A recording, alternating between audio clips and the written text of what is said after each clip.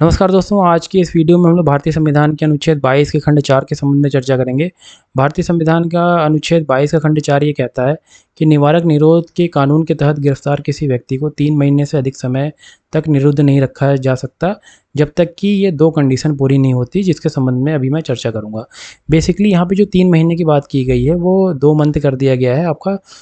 44वें संविधान संशोधन के द्वारा, लेकिन अभी तक इसको लागू नहीं किया गया है। तो निवारक निरोध कानून के तहत गिरफ्तार व्यक्ति अर्थात यदि किसी व्यक्ति को ऐसे कानून के तहत हिरासत में लिया गया है जिसका उद्देश्य भविष्य में किसी खतरे को रोकना है, जैसे देश की सुरक्षा, शांति व्यवस्था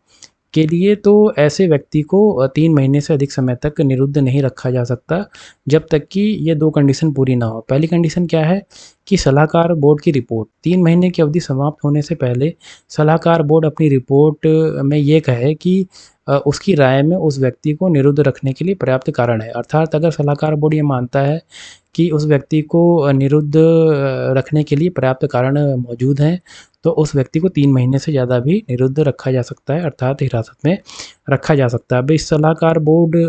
कैसे बनती है? इस सलाहकार बोर्ड में उच्च न्यायालय के न्यायाधीश होते हैं, या न्यायाधीश रह चुके व्यक्ति होते हैं, या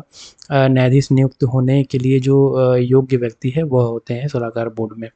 और जो दूसरा कारण है, जो दूसरा स्थिति है, पहली स्थिति की बात हम लोगों ने क्या की, सलाहकार बोर्ड अपनी रिपोर्ट में कहे कि 3 महीने से ज़्यादा इसको उस व्यक्ति को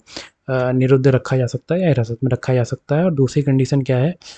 यदि उस व्यक्ति को संसद द्वारा बनाए गए किसी कानून के अनुसार निरुद्ध किया गया है, जो कानून संविधान के खंड 7 के उपखंड 1 और खंड ए और बी के प्रावधानों के अनुसार बना हो। अर्थात अगर संसद ने ऐसा कोई कानून बनाया है जो अनुच्छेद 22 के खंड 7 के उपखंड ए और बी के प्रावधानों के अनुसार अगर बना हुआ है कानून, तो उस स्थिति में अगर ये बात कही गई है कि व्यक्ति को 3 महीने से ज़्यादा निरुद्ध रखा जाएगा, तो उसको 3 महीने से ज़्यादा निरुद्ध रखा जा सकता है या हिरासत में रखा जा सकता है। तो संसद द्वारा बनाए गए कानून, एक बार मैं फिर से बोलना चाहूँगा, संसद द्वारा बनाए गए कानून जो अनुच्छेद 22 के खंड 7 के उपखंड ए और उपखंड बी के प्रावधानों के अनुसार बने हैं, तो ऐसे कानूनों के तहत भी व्यक्ति को 3 महीने से ज़्यादा हिरासत में रखा जा सकता है। तो यहाँ पे हमने दोनों ही जो आपकी स्थिति थी उसके बारे में हम लोगों ने चर्चा की। पहला क्या है, सलाहकार बोर्ड, और दूसरा क्या है, संसद द्वारा बनाए गए कानून के अनुसार। धन्यवाद।